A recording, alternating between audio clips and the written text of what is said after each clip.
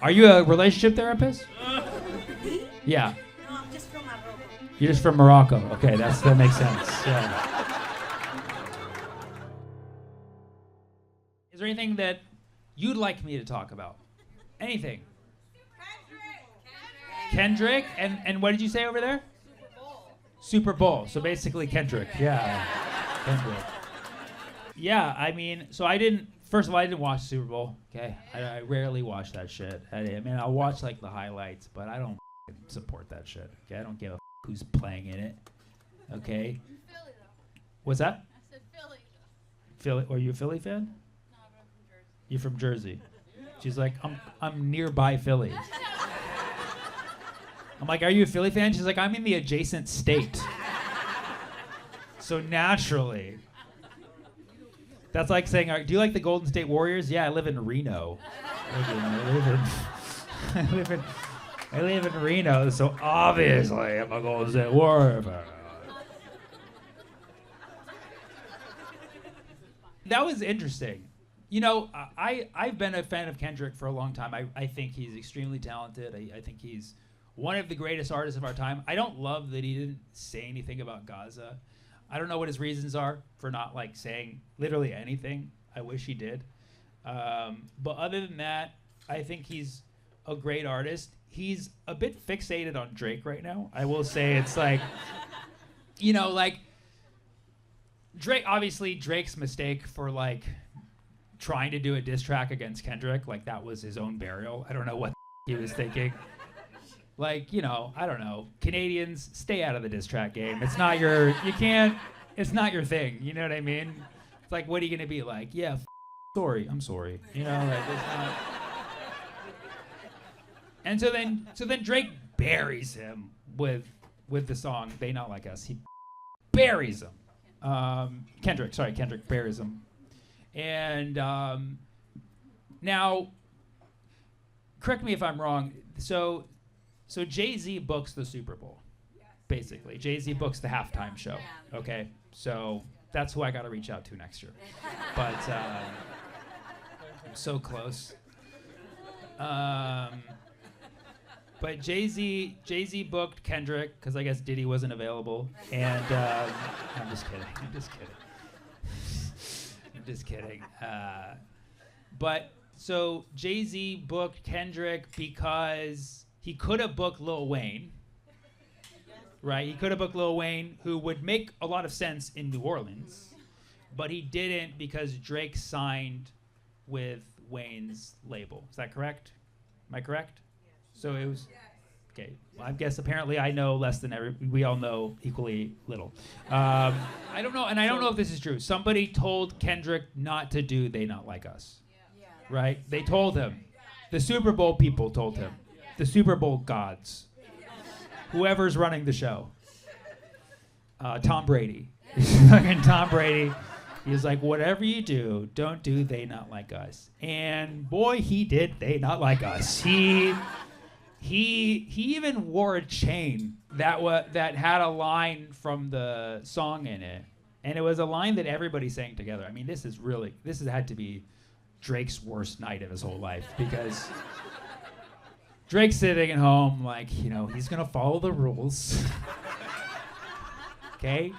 I know Kendrick's, you know, we've been a little mean-spirited, but he's going to follow the rules, and he's not going to do They Not Like Us because I specifically requested that he does indeed They Not Like Us. And then you hear the song come on. Da-na-na-na. And he's like, oh, no, they're just playing the music, right? And then Kendrick comes on. He does the whole song. And they did bleed because there's a part where he says certified lover boy, certified pedophile, but he didn't say pedophile. He just said certified lover boy, certified, and then looked at the camera. And then it was just like so awkward.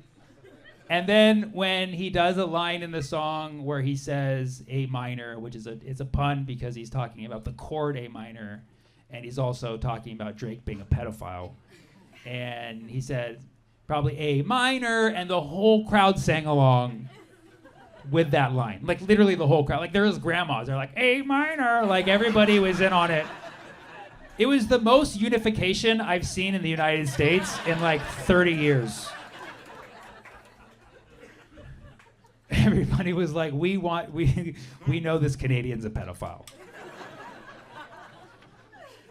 And they all, and then there was a part, and so Kendrick had a chain that said A minor on it, right? I believe. It's like, wow, really like rubbed it in. And then there was a part where he looked at the camera, I believe, correct? Because I didn't actually see this part. He looked at the camera, and then he was like, Drake, I hear you like I'm young. So he really rubbed it in. So the Super Bowl was not good to Drake. Literally the whole halftime show was just to like really, really hurt Drake, which is, I'm here for it. But like, whoa, Kendrick, like are you just gonna keep doing this? Like, how far is it gonna go? But we all know that was not the main event of the Super Bowl halftime, okay? The main event of the Super Bowl halftime was the hero backup dancer who held up a combo Palestinian Sudan flag to free both Palestine and Sudan at the Super Bowl in the time when that message is needed the most. And dude, he was so on it. He was pulled it out and he was just like waving that shit and then like looking and waving that shit and looking. And then the moment he saw security coming towards him, he got the stage and he was still waving it, and then he was like moving around, he was like waving it, and then he moved here. And then 5 dudes in suits tackled him. It was a sack. They fucking sacked him. They let him off. And they let him off with no charges.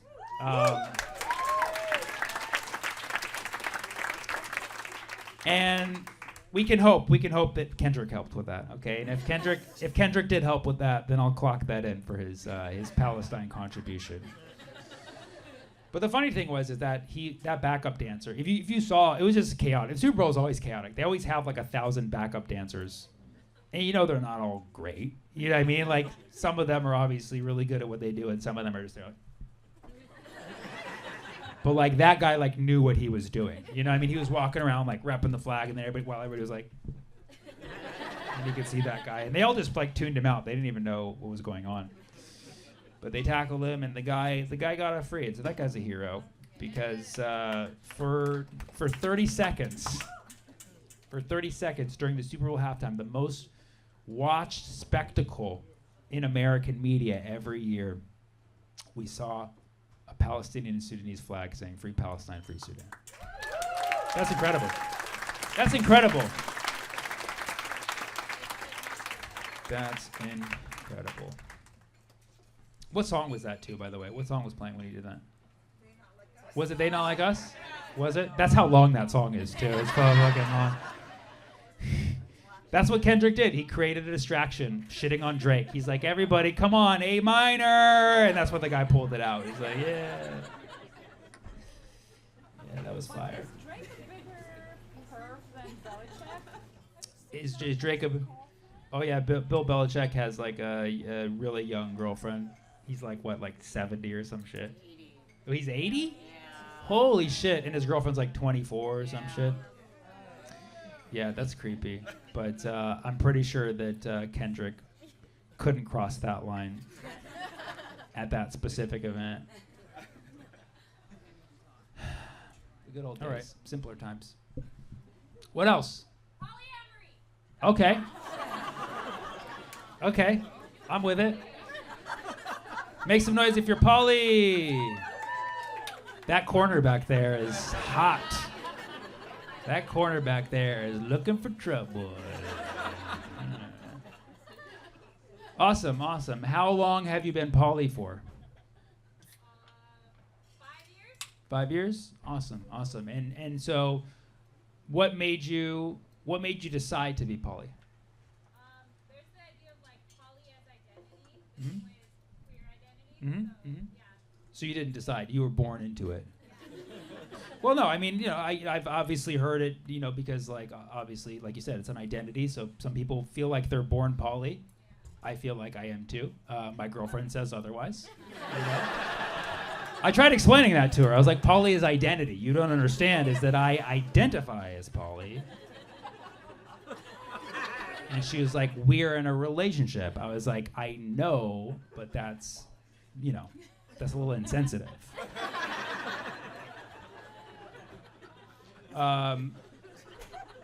Do you feel, though, and just, out of curiosity, do you feel like your whole life, did you feel like, the poly identity in the sense that, like, you feel like I'm attracted to different people, or like I want to have, love from different, like... Yeah, it never made sense to me that only one person could provide everything for you in a relationship. I think you summed it up. I think you said, I think you're speaking the truth right now.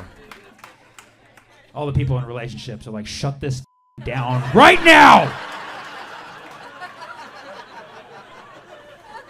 I don't need these seeds being planted in your head, Teresa.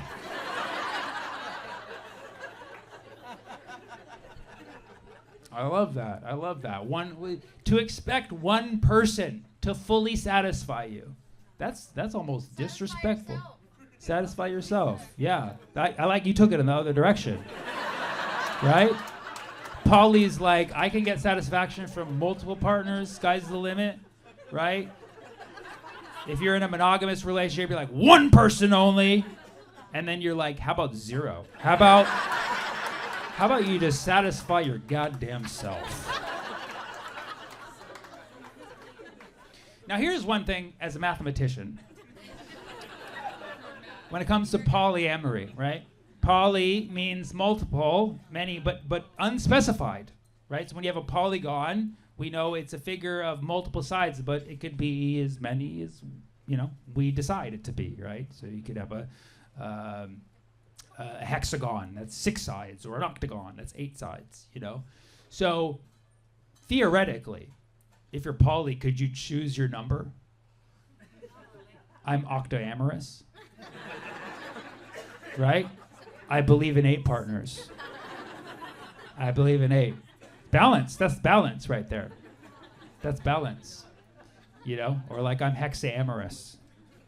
I have 6 partners, or I'm decaamorous,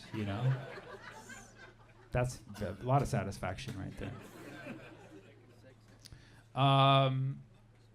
We're not done with this. Polyamorous friend, would you recommend being poly to other people here in the room? 100%. Okay, but you have to be born into it, right? So it may or may not be for you. How do I know if polyamory is for me or not? You try it. That's how you find out. Yeah. Consensually. Oh, okay. That's not as fun.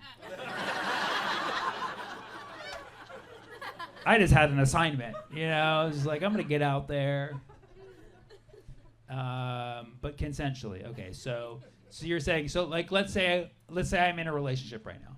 You're saying I should break it off and go. What's that? Talk to her and be like, hey, I was at a comedy show.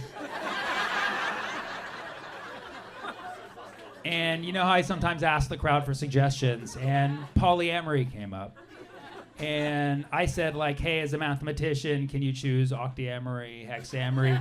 And people didn't really vibe with that, so I felt like I had to ask a follow-up question. So I said, do you recommend it? And she was like, yeah, you should try it.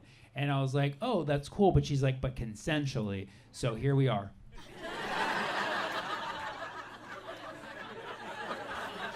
How do you think that would go over?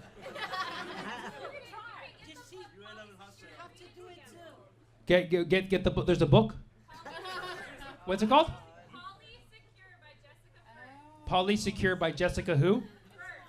Fern. F-E-R-N. Got it. Like the plant. She just have to do the same thing than you, and that's it. I just have to do the same. Who is it with? Yeah, she have to have her 8. You have your 8 on. That's it. Oh, you're saying if I'm with a partner and I have 8, she has to have 8, Yeah. and then we can both say we ate, right? Yeah. You ate that. But are you suggesting that if I were to have 8 and she were to have 7, there would be some kind of imbalance there? There's no polygamy equality. No You said polygamy. You just said polygamy. We ain't talking about that, okay? We ain't going that far. We're talking about polyamory, okay? Anybody here into polygamy? Make some noise.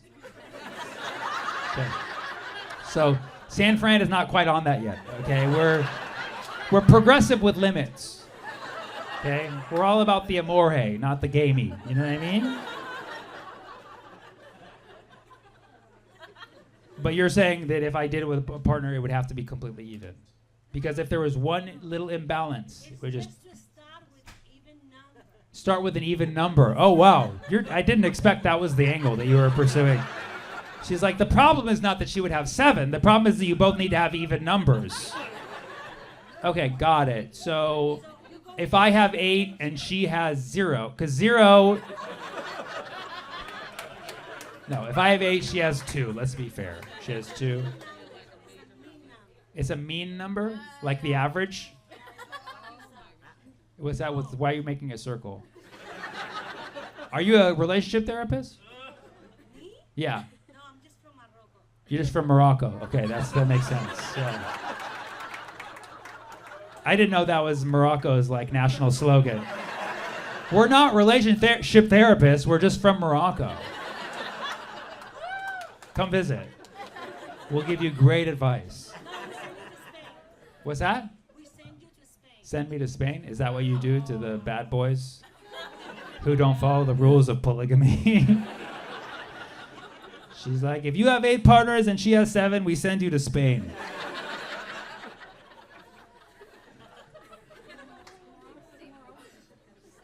Okay.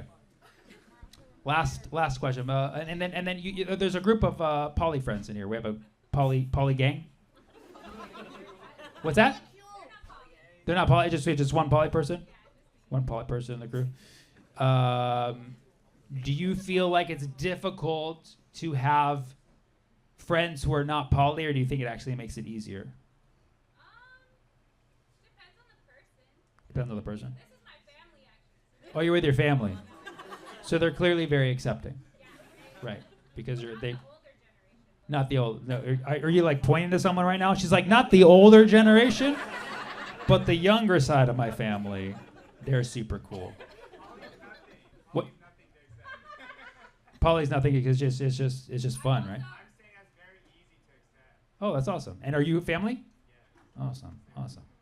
But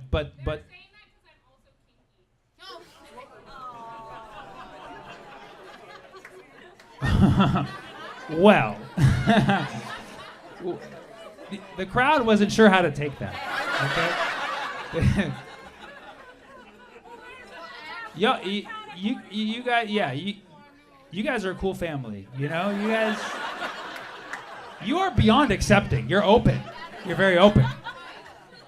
You know, I was almost about to be like, that's how family, like a normal family should be. Like, Polly's nothing to accept. Like, right. It should be absolutely nothing. But then you're like, it's like they're cool with it because I'm kinky. Like, well, you guys are on another level that most families probably aren't, But I respect that. Your family is accepting of your polyamory because you're kinky. That's really cool. That's because no, that's a real thing. That's a real thing. Like there's parents out there who like, I don't want a poly son who's a prude. You know what I mean? So that is a thing.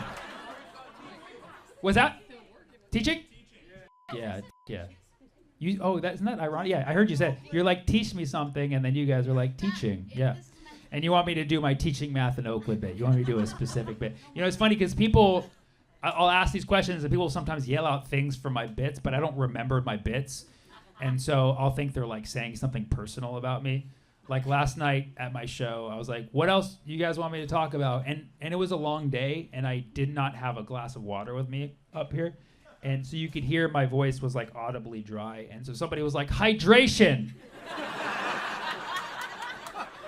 And I was like, wow, that was kind of mean, like it's been a long day. I am thirsty, but like you didn't need to say that, And then so I was like, no, trust me, guys, I drink water. And then the guy was like, are you sure? And I was like, whoa, this is so mean. And then yeah, I was just like really depressed after that. And then I went up, I left the show, and the guy came up to me. He was like, no, I was trying to get you to do your bit about water. I was like, how the was I supposed to know that from you saying hydration. I'm not gonna do the water bit tonight. So there's that. You wanted me to talk about teaching, and you wanted me to teach you something, as if I haven't done enough tonight. I didn't just give you a mathematical relationship lesson. I was a teacher for 6 years. Well, I'm still a teacher. I've been a teacher for 20 years at this point. All right, make some noise. Teachers, where are my teachers at? Teachers! Oh, awesome. That's awesome. That's a lot. That's a lot of teachers. That's really cool. And what do you ex? Former. Well, that's it's like a president. Like you're still a teacher. I'll still call you teacher, professor, teacher. What would you guys teach? Biology. Oh, that's cool. Here in the city, or and you just retired? It was just the time came to leave. No, something. You need to make more money. Okay. I thought you were gonna be like something happened. I was like, that's not gonna be good. But yeah. I mean, it's they don't pay elementary school teachers enough. They don't pay most teachers enough. But yes, you would think elementary in San Francisco, or people, a lot of people who have a decent amount of money, and they're giving you their kids for the day. You would think you'd get a decent salary, but that's up. That's sad. But I'm glad to see that you made the right choice. You don't get into teaching for the money. You don't get into teaching for the money, but you leave it for the. I'm just trying to understand. Just trying to understand the logic here, because I agree. I definitely agree. You don't get into teaching for the money, but you got to eat. It's a factor. It's a factor. So did you guys leave to another profession? What do you do now? A law librarian. What's that? Law librarian. Law labor. Law librarian. Law librarian. Law librarian. So, a legal librarian. And I don't even know what this means, but it makes sense. I can already imagine you're working with lawyers, attorneys, and a librarian for a private law firm. Okay. Wow. So basically managing the law books, basically. Doing research. Oh, that's awesome. And that pays better than teaching kids. Wow. That's cool. Well, good for you. Good for you. You did the right thing. The lawyers need you more than those kids. Okay? Because they're willing to pay for it. Because apparently we pay all these taxes so that our school system can underpay teachers. And it's not right. Because you don't get into teaching for money, okay? You get into legal librarianism for money. Okay? That's what you do. And what do you do now? I decided instead of going back to college that I would become an apprentice electrician. And that's what I did. An apprentice electrician? Yeah. And that pays more than being a teacher too. Holy shit. And this is no offense at all, because these are awesome jobs. But like, you hear these jobs and you're not like, oh, that person's getting paid. You know what I mean? You're not like, I'm a librarian for lawyers. You're not like, that person's rich, dude. And you don't hear like, yeah, I'm an apprentice for an electrician. You're like, dude, CEO, But both of you guys are getting paid more than being public school teachers in one of the wealthiest cities in America. That's crazy, dude. Union electricians are very well paid in San Francisco. Really? And apprentices as well. Well, I was an apprentice. You were an apprentice. Oh, you're full-blown electrician. You worked the circuit long enough. Okay, listen. I went to the public school system too. I was there. I also left teaching because it didn't pay well enough. One more teacher. Any other teacher think they teach something really cool? What do you guys teach? Fourth grade bilingual. Fourth grade bilingual. Oh, that's awesome. You're in SF also? Richmond. Richmond. Okay, cool. Very cool. That's awesome. And are you planning on doing that forever? I hope to. You hope to? That's awesome. I love that. I love teachers who don't quit. I'm just kidding. Thank you. Thank you guys so much. I love you, San Francisco. I'll see you next time, okay? Thank you. This is gonna fucking haunt me for the rest of my life. They just did it right now? They thought about killing Greta Thunberg. Okay, well, relax. Trump was on Epstein Island! I always like to have a portion of my set where I ask the crowd, is there anything I haven't talked about tonight you'd like for me to talk about?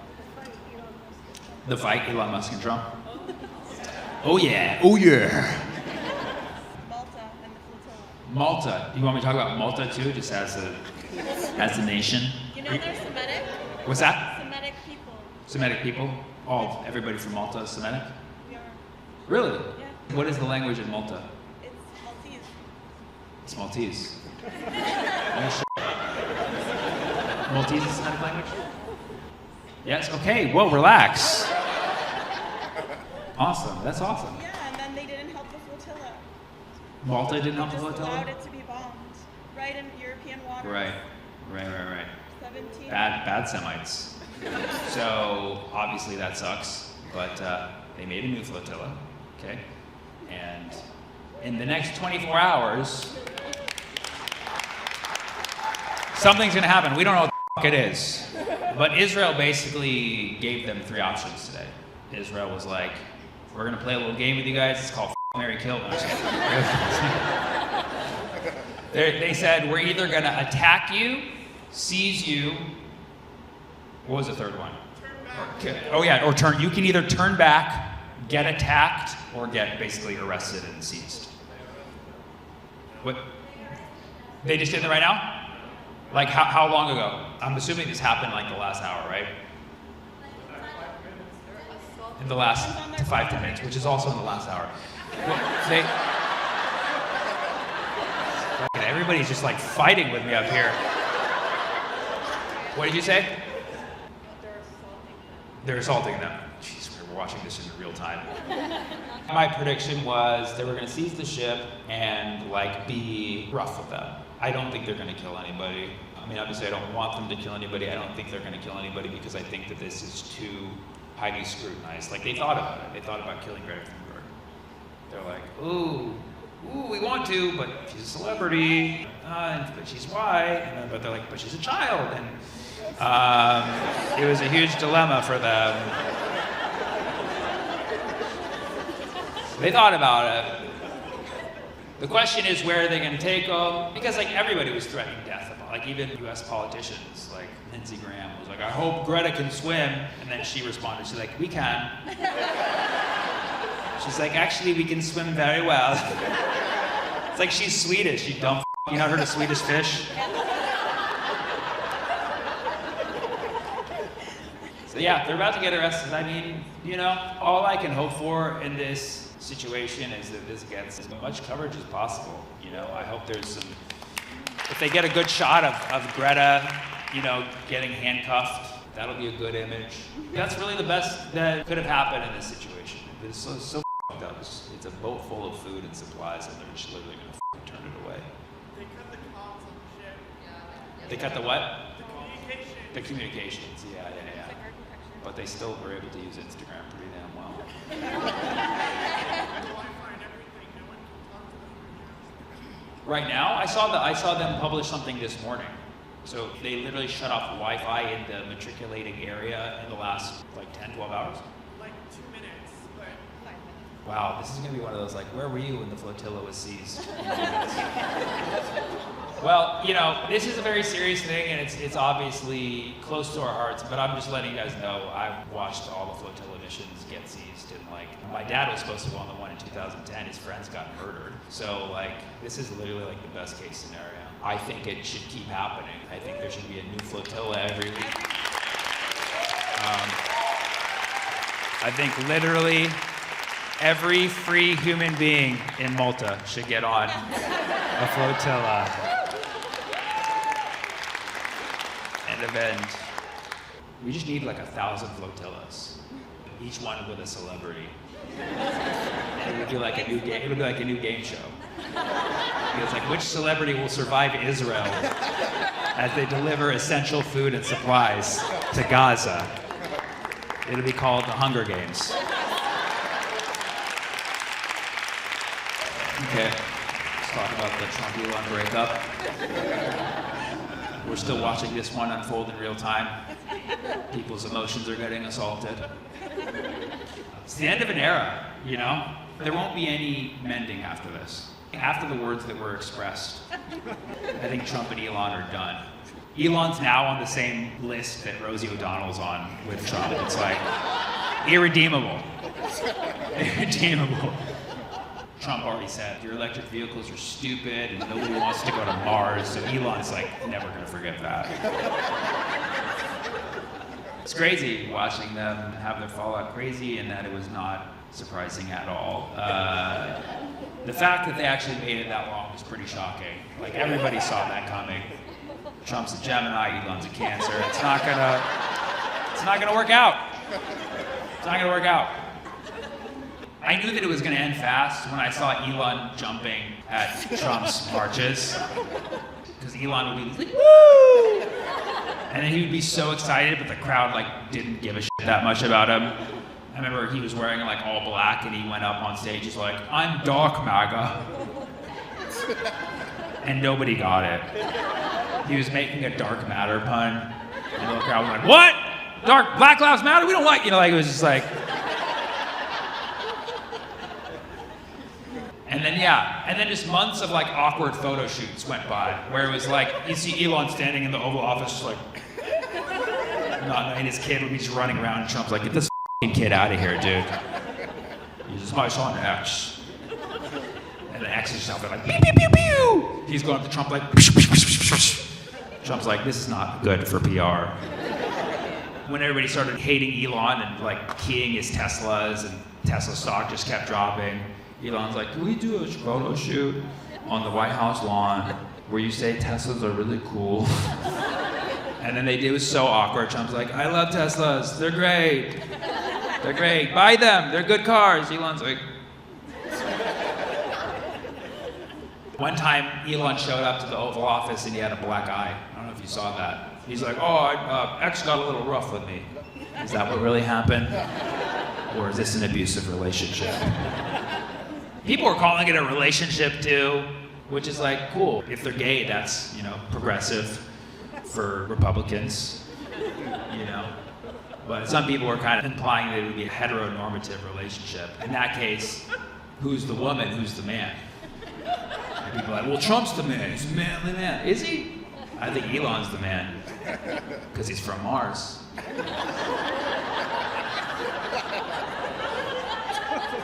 The way they reacted during this breakup, immaturity just kept being unleashed at a higher level. It started when Elon was like, all right, I can't take it anymore. The big beautiful bill is not beautiful at all. I don't like the big beautiful bill. It's not beautiful. Because if it was, I would have asked it to have one of my children. He's doing ketamine the whole time. He's like, the big beautiful bill, I don't like it. And then Trump fired back. He's like, Elon, you gotta go. Just very casually dismissing him. The tension kept raising and raising a little bit. And then way prematurely, Elon was like, you know what? I'm gonna do it. Trump was on Epstein Island! Sound the alarm! And then he said, have a nice day, DJT. The irony that he was not gonna have a nice day after that.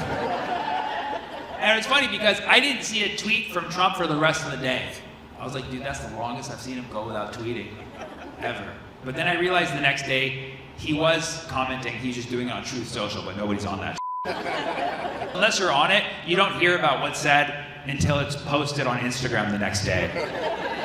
So the day this all happened, which was Thursday, I thought Elon was talking all this shit and Trump was saying nothing back. But then the next morning, I just saw a slide of all Trump's Truth Socials. And I was like, whoa, he was unleashing too. And Trump was like, he's crazy, he's on ketamine, he's high. And then a couple hours later, Trump's like, Elon did a Nazi salute. You saw it, I saw it. You knew it, I knew it. We all know it's a Nazi salute. And it's like, dude, both of these guys, the way they dropped these bombs about the other person being so evil, when they were so buddy-buddy during those times, Elon was basically like, ha ha ha ha ha ha ha, I was friends with a pedophile for 3 months and knew all about it. And then Trump was like, I was in love with a Nazi. He was a very, very bad Nazi. And now it's over. It's over. It's irredeemable. And thank God. Thank God we finally separated those two. We really did not need those two people being involved with each other. But now people are expecting us Americans to like take sides in this battle. No thanks. No thanks. I'm not gonna be like, yeah, fucking Elon, get Trump. I will be like that. I'm also gonna be like, yeah, Trump, get Elon. You know, like, it's fun watching them go after each other. This is what happens when you have two people who are out of touch with reality, control all of reality. And yes, is that your alarm? Is somebody's alarm going off? Is it time to put the kids to bed? I knew it. That's that exact, you can tell it was an alarm. It was like, put the kids to bed. That's exactly what's happening with this breakup. Yes, of course Trump was on Epstein Island. That's not shocking. Dude, there's pictures of him with Jeffrey Epstein. And you know what the crazy thing is? There's pictures of Elon with Ghislaine. So basically, this whole divorce is they're fighting over custody for Epstein Island. We're watching that unfold in real time. I wish somebody could just put them together on a flotilla, send them to Israel.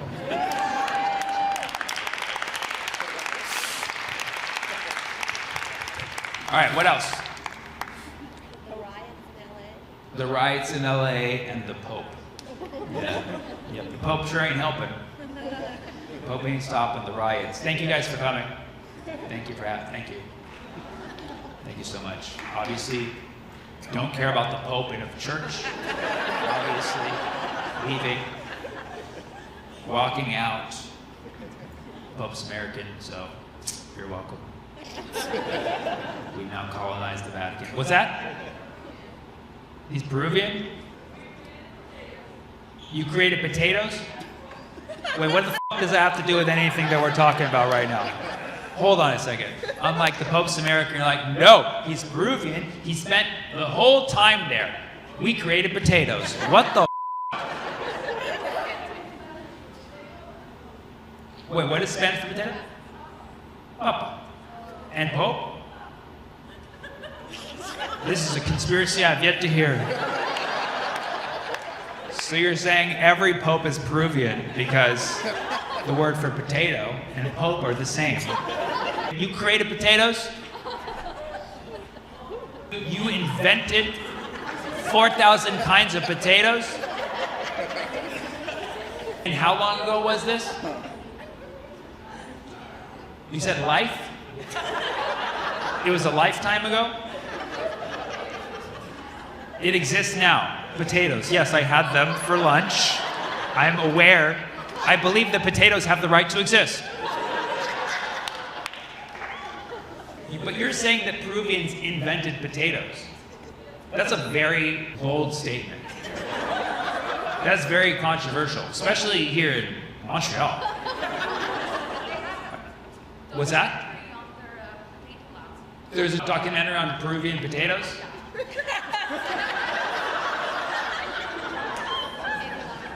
You can't remember the name. It's probably called Big Papa.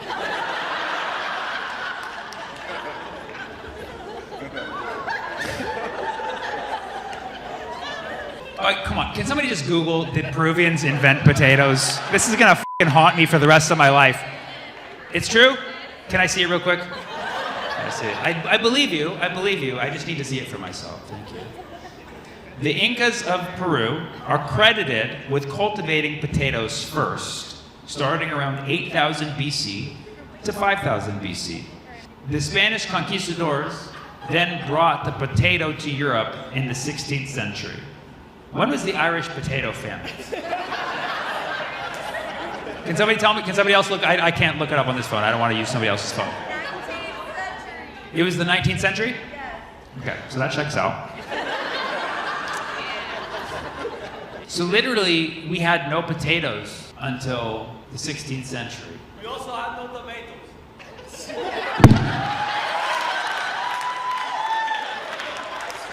What the What in the spuds are you talking about? We had no tomatoes. They were also cultivated in South America? They're also Peruvian. Whoa, of course you're going to say that. Everything's Peruvian. Let me guess, the word for tomato is mama. We have the mamas and papas. Okay, so tomatoes were also from South America. And when did they come?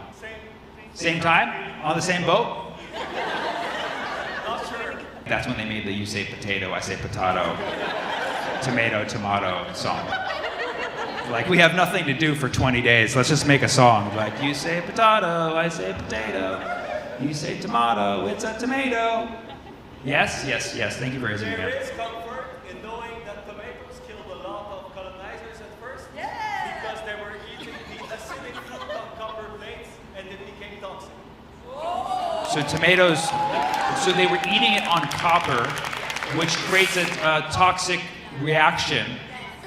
Wow. Did the indigenous people who were serving these tomatoes know of that chemical reaction? They're like, we're gonna do the copper tomato trick. Well, I'll give you your phone back. It's already going to a screensaver. Yeah. I did not put any dick pics in there. Can somebody look up where tomatoes are specifically from? Ecuador, where? Mexico. I hear Ecuador. I hear Mexico. I know Mexico is Mexico. Thank you so much.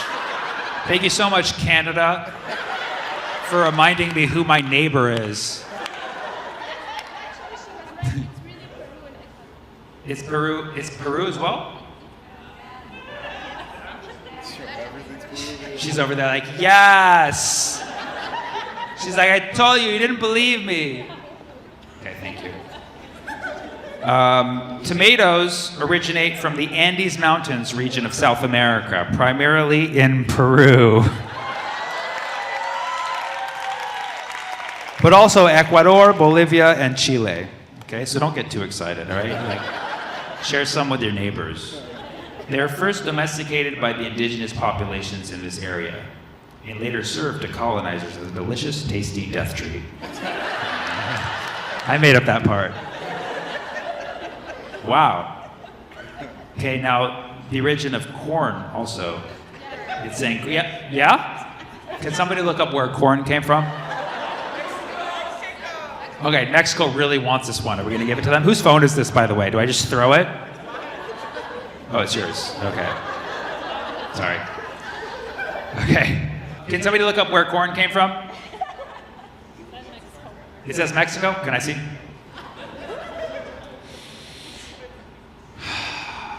I have to sit down to read. Corn originated in southern Mexico. That's Mexico. Where it was domesticated by native peoples from a wild grass called teosinte.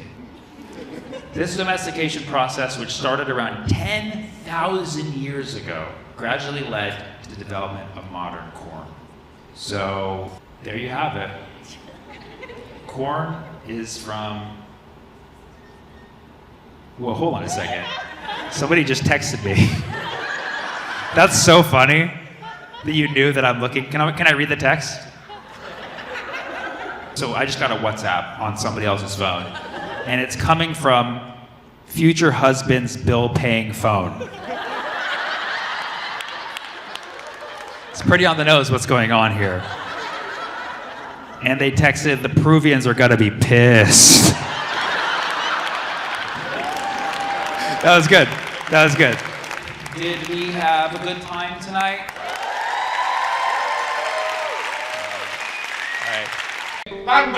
Oh, no. Put the gun down. Your fist came for its own agenda, I'll tell you that much. Make sure you get him on the camera. This is going to be good content. That technically makes me part of the neurodivergent community. Any neurodivergent people here? Okay, awesome. Hell yeah. And it's awesome that we thought there's finally a term for us. Neurodivergent just means our brains are different. And it's really awesome that we get representation now.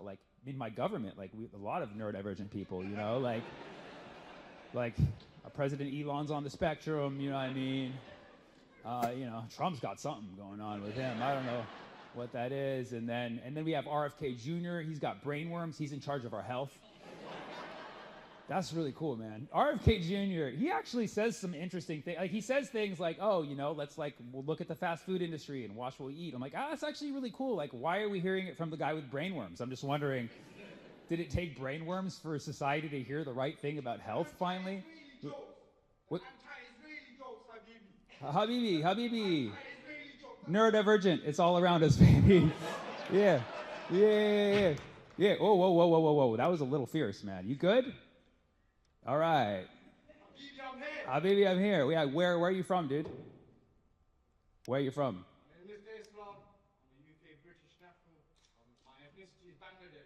Okay. Bang bang. All right. Yeah, if you do one more bang bang, you out, motherfucker. I'll tell you that much, dude. Don't be doing that bang bang, boy. Don't be doing that bang bang. No. You don't be doing no bang bang in public space like that, brother. I don't give a shit. You're the motherfucker that all the racist ass Brits are like, they're taking over. You better stop that shit, bro. You need to cool it with that shit. Right?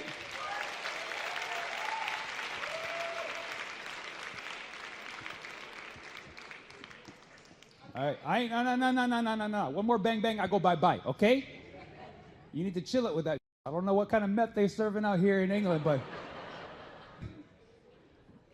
I mean, hook me up with some of it after the show, but not right now, bro. I'm trying to focus. I was doing a joke about RFK. Don't fuck it up, dude. And I was asking my friend why my friend hates RFK Jr., and he was like, well, he's very hard to listen to. He sounds like a didgeridoo. And I was like, that's fucked up, also accurate.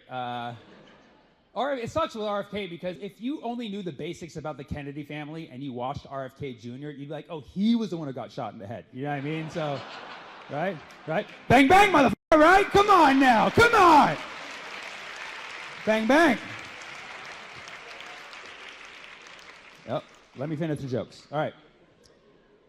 I grew up in a predominantly South Asian city, Fremont, California. People know us around the world, okay?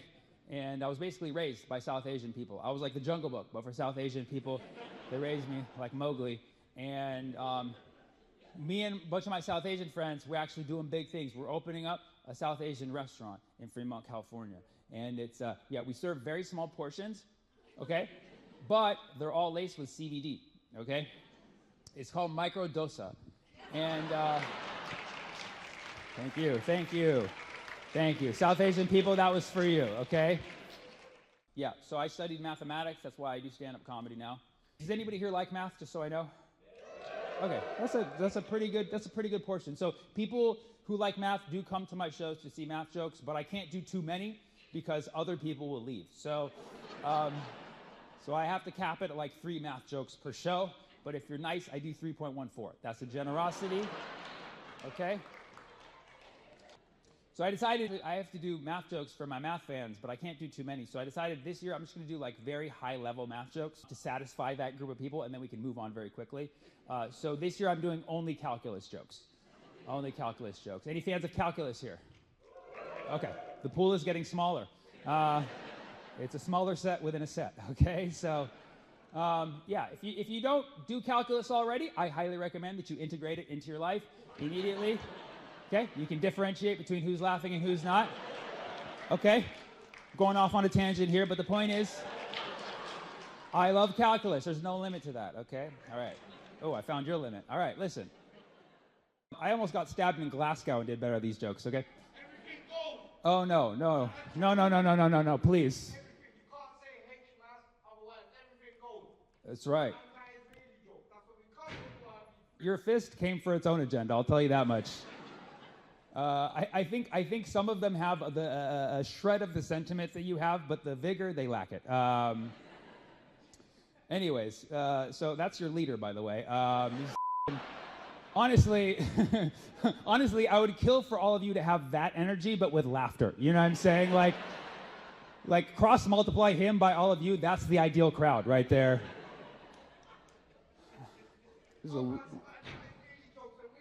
Oh, Habibi, the more you pound that thing, I'm going to delay it longer. Please, do not. You're making me very uncomfortable, okay? All right, you need to relax, okay? Aggression, it's a Zionist thing. We don't do that, all right? We don't fucking do that. We don't do that, okay?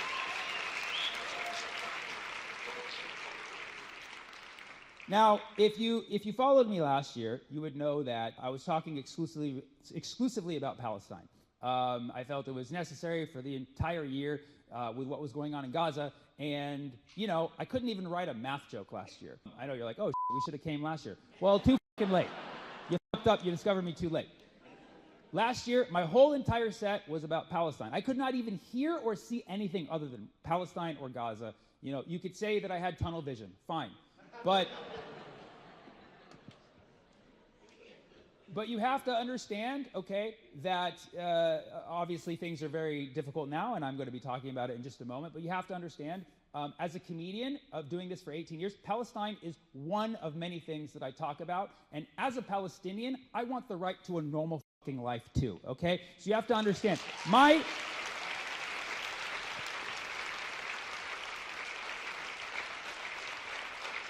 it's enough that Israel has occupied actual Palestine. They don't need to be occupying my mind. However, I will be speaking the truth at every event that I do, and I will be speaking about Palestine until Palestine is free. Okay? That's period, all right? Talking about Israel-Palestine in Great Britain is a little tough because I know it's a very divisive issue here. So I'm just letting you know my intention is to solve everything. I see myself as a private detective, and I'm getting really close. Basically, I realized this whole situation, Israel-Palestine, it turns out to be a whole mix-up. Somebody back in the day, I guess, promised the Palestinian land to an entire other group of people. And once I find out which country did that, that joke is sponsored by Lord Balfour. All right. So if you have any leads on that, just let me know. Or if you're from Leeds, let me know. I wrote that joke in 1917. It's more of a declaration, actually. What time is it? Someone tell me what time it is. 9:45? Okay, listen. Listen, my friend. Is that the only sentence you know? Oh, no. Put the gun down. Put the gun down, dude. Put the gun down. Make sure you get him on the camera. This is going to be good content. Good content. Not good for our cause, though, brother, but good content. Listen, I only have about 2 hours left, but I'll do this. Is there anything that I haven't talked about tonight that you guys would like for me to talk about? Not you. Yeah. What's that? More math? Oh, I can do that. I'll, relax, you. Whoa. We're about to have Brexit Part 2. Jeez. People are about to Brexit this room. So what I'll do is I'll do the math joke last so people don't leave. But I'll get you a nice solid math. I'll get you a nice high-level math. Yeah, you listen. That's good. Look at that. I underestimated you, sir.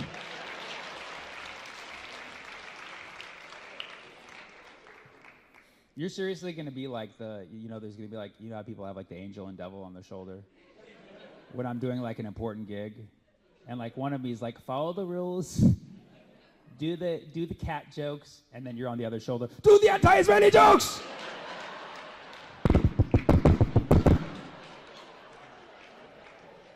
You would have been a great Supreme Court judge because you'd be like, bang, bang, Order in the court. You want a cat joke? Okay. My cat, unfortunately, is homophobic. I found out recently because we get close. He comes and sits on my lap. I pet him. It's very intimate. And then when I go in for the kiss, he's like, nah, bro, that's gay. Every single time. Whenever I do kids' parties, I tell cat jokes. Like, how does a cat like his steak cooked? Rare.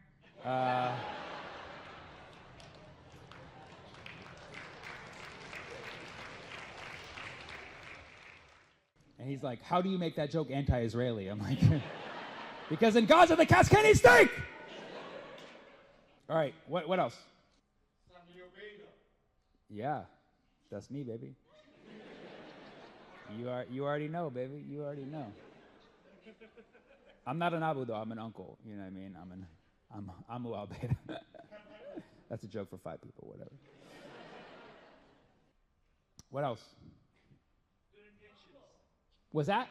Good intentions. Good Intentions? I like that. Just in general, or is that like a movie? Don't tell me there's like a TV series called Good Intentions, is there? No?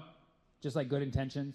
Because I have good intentions. I don't want to hurt anybody. You know what I mean? Like, I was about to reference Airgun's guy. I was like, I think he had good intentions, but he left. I like it. No, and then what would you say up there? Bumble. Oh, Bumble. You want like my profile URL? and then okay, sure. And then what? Yes, please. He's like, yes. Give me. All right, sure, dude. Bumble stories. What's that? A worst date story? Last year I had to break up with a girl because she was seeing someone else, and she started seeing this guy who turned out to be her cousin. That was really cool. But that was very embarrassing because people would be like, why'd you guys break up? I was like, she had to get in touch with her family. What else? Is there any peace and happiness chance? And what about happiness? Peace and happiness. Is there a chance of peace and happiness? In the world? Wow. I'm so honored. May I ask where you're from, sir? You're from London. Born and raised? Okay, Africa. Sorry, I'm just trying to filter out the immigrants here. That's all, sir. What part of Africa are you from? Sorry? What part of Africa are you from? Tanzania. Okay. Well, I felt the wisdom on you. I could feel you're like a wise person. So I just want to say it's an honor to feel a wise person who's probably lived a very interesting life to ask me, is there a chance of peace and happiness in the world? Asking a f***ing clown if there's a chance of peace and happiness. What an honor. What an honor. And you know what, sir? I'm glad you asked me because I think there is a chance of peace and happiness. I think there is a chance of peace. I really do. I really do. Sometimes you have to create it yourself. How do you expect peace to break out in the world if you can't create it within your own household? So I create peace in my household by not talking to people. Okay? And I create happiness by doing things I enjoy, like going for long walks by myself. So yes, I absolutely believe I believe there's 100% chance of happiness and peace, and I believe that it's already happening right now inside. If you just create it within yourself, it will spread. Okay, so that's all I'm trying to do is create happiness and peace, and hope that it spreads. What ways you can do to bring about peace and happiness? What ways can you do to bring up peace and happiness aside from the ones that I just gave? Okay, listen. In other words, your answer was well, I'll tell you what. Obviously happiness, it's relative for everybody, but like if you be enjoyable to the people around you, they're going to be happy, right? Ways you can create peace is being peace. You just have to emanate peace, And I do that by keeping my mouth shut. When I'm not on stage, obviously, because people get very upset when I do that when I'm on stage. But just be it. Be happy, be peace. And you create happy peace. That's it. Be it. You're doing it right now. You're doing a great job right now. You're killing it. You're killing it. You're very peaceful. You're a very peaceful person. And you're making me happy. He's still looking at me like, what the f*** is your problem? He's like, I used to be a teacher. Any teachers here? Awesome. 3? That's awesome, dude. How does teaching pay here in the UK? Pretty solid? Yeah. Awesome. Cool. I think that's a global thing. Around the world. The people who teach our kids to be better people, don't pay them much. Let's see what happens. Let's see if they really want to teach the kids. Teachers, what do you teach? History. That's got to be tough in Great Britain, huh? Teaching history in Britain, 101. And then we colonized them, and then we colonized them, and then we colonized them. Then they hated us, then they hated us, then they rebelled, we pulled out of there, and let America do the rest. You abolished slavery first, right? Oh, yeah, Britain loves to remind you that. We abolished slavery first. Yeah, you also started it first, motherfucker. Like, where do you start the clock? Royal family? Okay, I could talk about what's the latest with them? What's the latest gossip? Come on, you're not. I know one person here is following some doesn't want to admit it. What do you think of marrying my What do I think of Harry and Meghan Markle? Aren't they kind of like breaking away from the family, like distancing themselves from the family, right? Hasn't been their whole thing? But does anybody like them? I just heard half yes and half no, so that's a mix. Well, I don't know enough about them to really make a statement on whether I like them or not, but I probably like them more than the rest of the family. Which one's the molester again? Henry? Andrew, sorry. Andrew's the molester, and then Charles is king. Kind of. What's that? Ooh, colonized. Sorry, guys. You guys are going through it. I was doing shows yesterday and asked, I'm like, what are the problems you have here in the UK? And people are like, the price of pints are very high.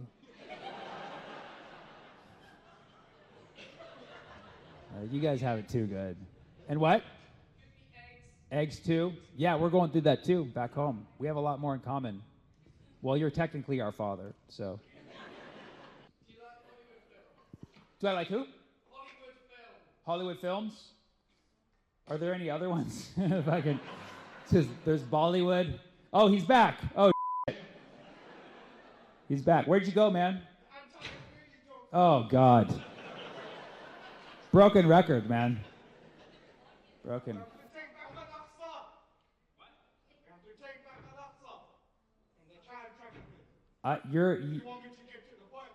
Well, no, I mean, you're very determined. Yeah. There's not always someone shouting at my shows, actually. The 5 p.m. show is very peaceful. Okay, so that's another answer. If you want more peace, come to my 5 p.m. show.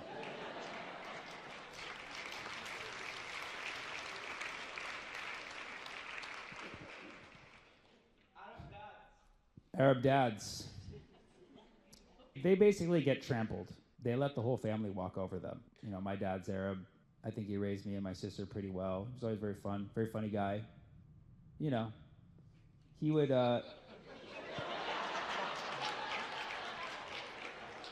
Wow, dude. Really? You're completing the mission right now? Are you serious, man? Oh, I get it. You're together. What the dude? He's like, we gotta take back our license. Try with a suitcase now! You're good. You're excused, man. Don't worry. We won't look at you. So, dude. Take a bow, sensei.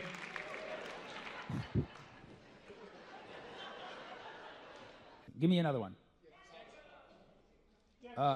Keir Starmer and Jeffrey Epstein. Probably we're on the same island at some point. The Jeffrey Epstein files that Trump kept saying he was going to release them, the Jeffrey Epstein files. They missed an opportunity. They should have called them the pedophiles. I don't know why they missed that opportunity to do that. Epstein, I didn't know him personally. Allegedly hung himself, but they don't have eyewitnesses, and they didn't give any evidence of it. So he's probably hanging out with Prince Andrew somewhere, to be honest. They're probably like just kicking back. It is Prince Andrew, right? Yeah. Prince Andrew, correct. Cool, just want to make sure I'm doing the right reference. Keir Starmer, on the other hand, sucks. I don't know anything about them, but they're part of the Labour Party, and Keir Starmer's wife, her whole family are illegal human beings. They have Israeli passports. Keir Starmer's wife is an illegal human being. okay. Keir Starmer's wife Are we? her children to child traffic. Okay. The synagogue of Satan. Oh my God! Revelation 3:9. Holy. Whoa! Fuck who, buddy? Revelation 3:9. Dude, stop the air gun thing, dude. Seriously, chill the fuck out with that, dude. But thanks for the information on Keir Starmer, because I do find it very interesting. Tommy Robinson is their dad. Their mama is Keir Starmer. Okay. You're getting this, right? This is, oh, the camera's.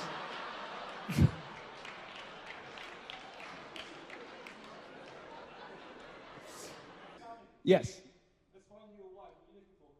You'll find me a wife. What am I looking for? Somebody who's peaceful and happy. All right. Thank you guys so much, London. I'll see you guys soon. Bang, bang! We need, next time you come to London, we need more anti-Israeli jokes. Okay, but I need you to stop drinking as a Muslim, brother. You know what I'm saying? No, I'm here for no anti-Israeli jokes. I'm not here for no counselling. Look, I'm here to support the program. You get me? Okay, 12-step? What's good?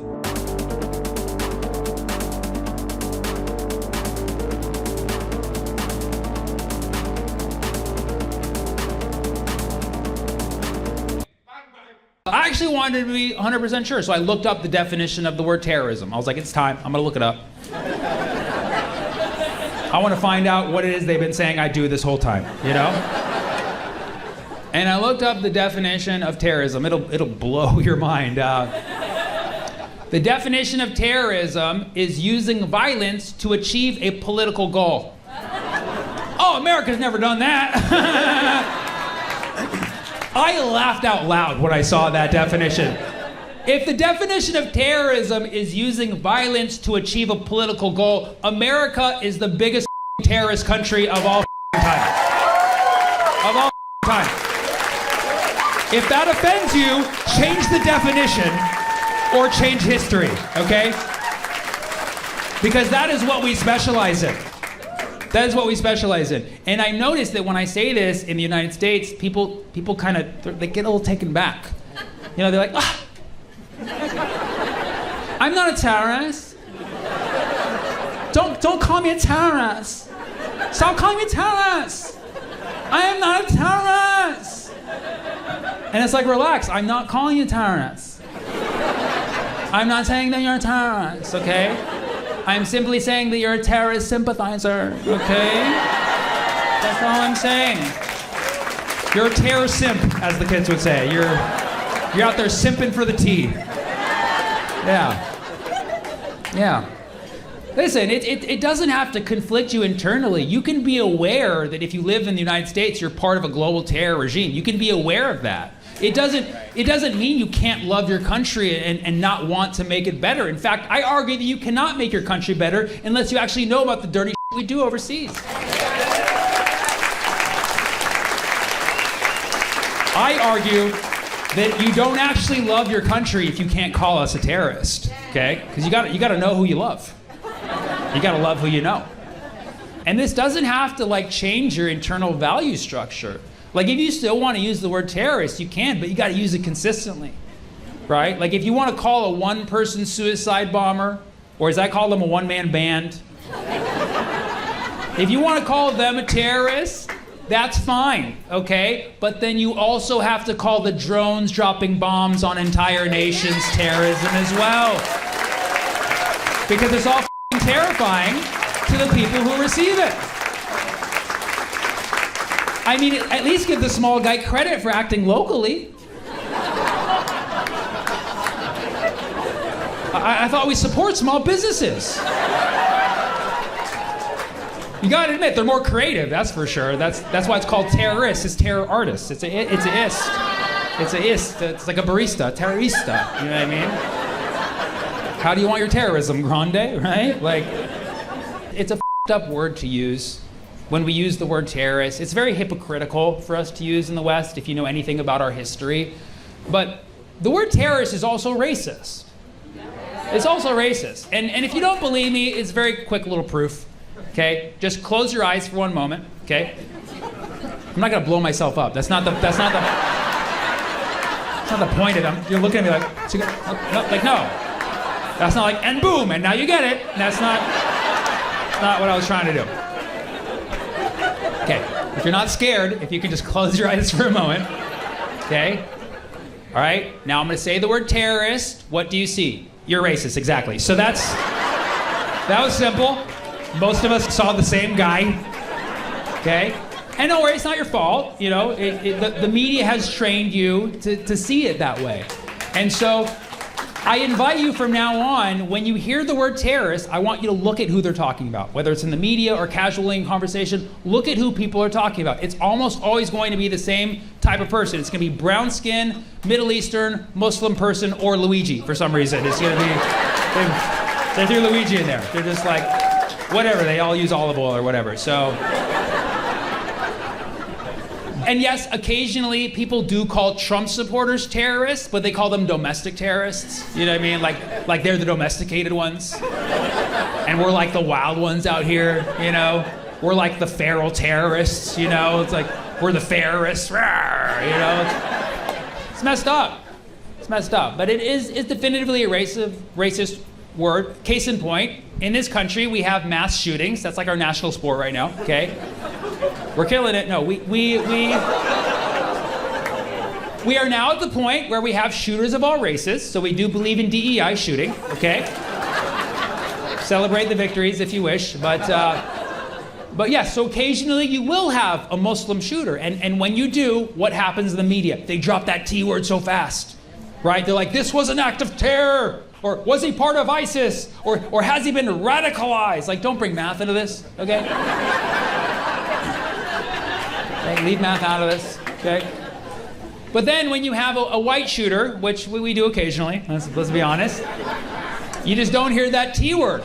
You just don't hear that T word. What do you hear? He was a lone wolf, you know? Or he was a man on a mission. Yeah, a man had a manifesto, you know? Or mental health is important. Let's talk about mental health awareness.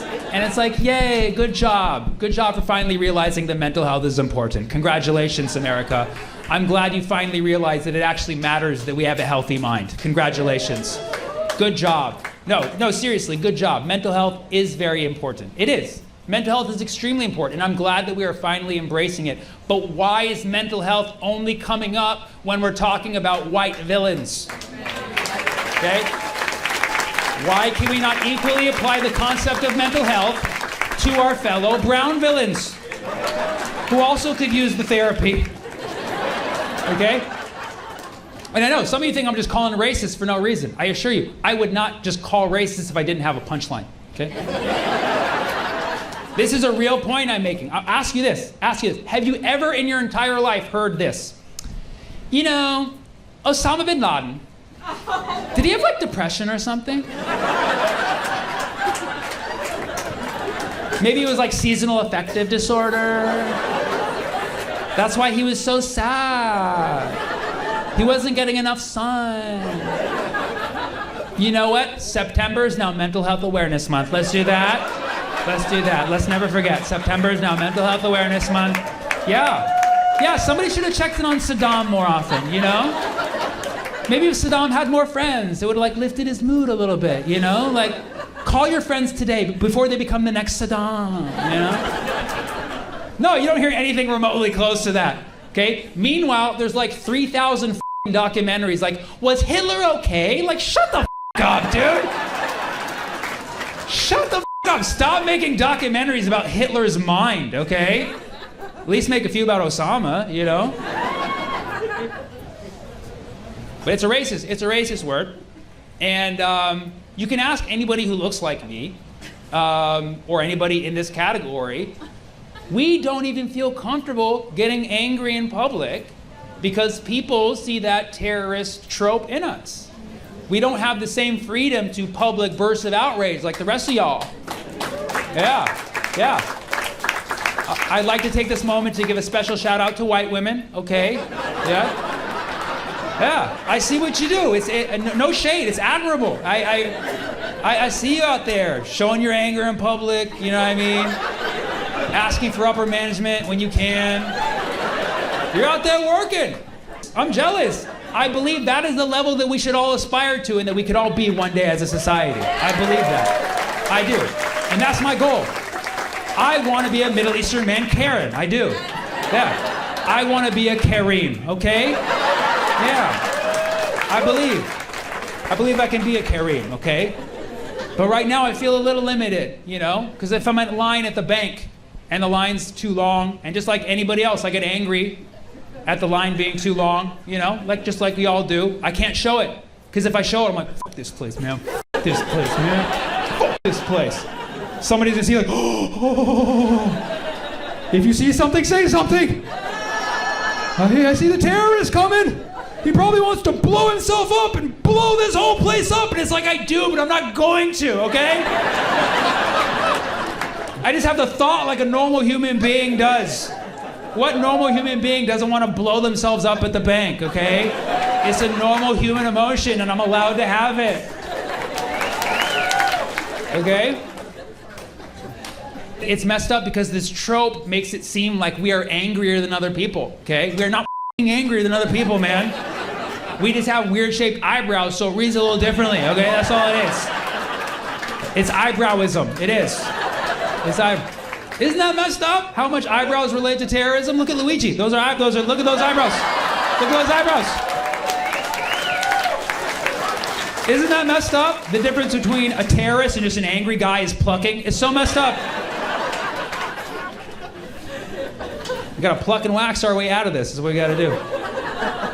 I hope you do understand why the word terrorist is racist. And people try to flip it. They're like, how come every time there's a terrorist, it's a Muslim? Because you fucking call them that, motherfucker. You're the fucking one out there perpetuating that. So really, we have two options at this point to make the word unracist. We can either call everyone a terrorist equally, anybody who does a violent act, and you're a terrorist, and you're a terrorist, and you're a terrorist, and you're a terrorist, and you're a terrorist, you know? And if that doesn't work, jihad. But I'm kidding. There's one more option before that. The other option, which I like and I think we could try, is we take the word terrorist back and make it cool. Who's with me, kids? Come on. Yeah. Where my terrorists at? Come on. Where my terrorists at? Yeah. Good. I love that's the sound. That's the call of the wild right there. Yeah. I can sense there's people skeptical. They're like, this is not gonna work. Listen, let's take notes, okay? Let's take notes. Black people did it with the N-word. They made it work, okay? Yeah. Oh, uncomfortable white crowd. I see. Oh, yeah. It's true. They made it work. They took the word back. They made it work. We might have to cut off the hard T at the end, okay? Take notes, right? Like, what's up, my terrorists? You know, does that make it? My terrorist, please. You know what I mean? Like, we can make rap songs like Terrorists in Paris. You know what I mean? It's like, oh, that one's too real. I'm sorry. That was too real. Okay. Right? Or if you don't like that, we can make it more like a record scratch, like terror. Or, you know, Gen Z will come through. Like, I got killer charisma. It's terroriz. You know what I mean? Yeah. So we got options. And if those don't work, jihad. But we got options. But yes, so the word terrorist is hypocritical, it's racist, but that's not even my biggest problem with the word terrorist. My biggest problem with the word terrorist is that it is too often used by the Western world to excuse the killing of civilians. I want you to become aware of this. Look at the war on terror. What was that in effect, right? And it's not over. It's still going on right now. You know, Israel does this on a daily basis. Like, Israel will level an entire apartment complex. And we'll all see it. It's not like we don't see this. We all see the video footage. We'll see them level an entire apartment complex, killing families, like verified and reported, well, not reported, but verified civilian families. And we'll all see it, and every human being, it doesn't matter what your politics are, you all have the same gut reaction, like, what the f***? You cannot be a human being and see that and not be like, what the f***? Right? All Israel has to do at that point is just be like, oh no, we were targeting the terrorists. They always say it like a toddler for some reason, like, the terrorists were there. Mom, the terrorists. We were getting the terrorists. Mom, the terrorists. And it's like, no, you did not get the terrorists, okay? You did not get the widow wabbit, the terrorists. You killed civilians, okay? You killed civilians. You killed children, dude. You killed children. And yeah, I don't like children that much either, but you can't fucking do that, man. Yes, kids can like make a mess sometimes. They can be little terrorists. They can like knock over things, come into a room and just mess it up. Especially the 2-year-olds, the terrorist 2s. I understand. Kids can be Little terrorists, okay? But these little terrorists deserve to live, man, okay?